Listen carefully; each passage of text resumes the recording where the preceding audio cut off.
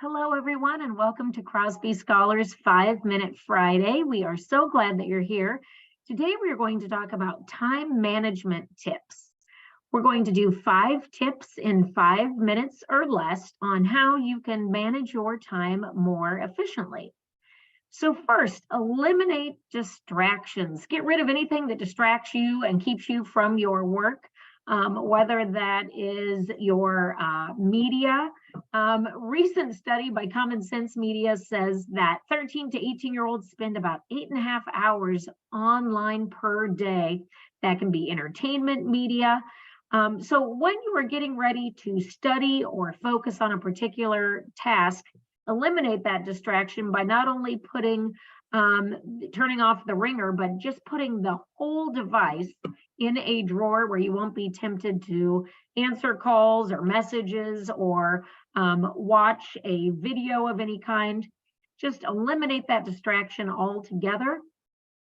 Dedicated space could also be helping to eliminate a distraction. If you're sitting somewhere where your pet is distracting you, or someone else in the house, or other sounds, whatever it might be, the television, try to find a dedicated space where you can focus and maybe have a clear area to lay out the things you need.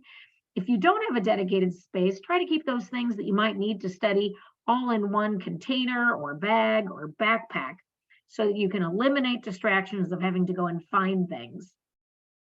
Number 2, use some sort of planner or calendar.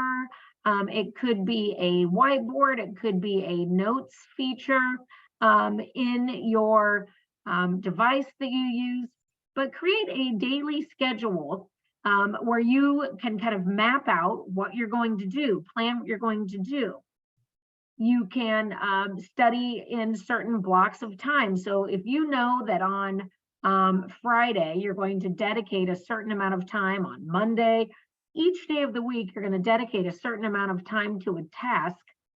Factor in extra time because sometimes an activity takes longer than you need, but just kind of map out your day and your week, especially if you know that you've got a test or a quiz or something, a larger project that is due, but you won't have a lot of time on a particular day of the week due to a part-time job or commitments, sports, activities, clubs, even social time.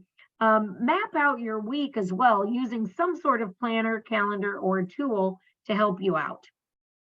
And then to break that down even further, a to-do list or a checklist, great way to make sure that you stay on task.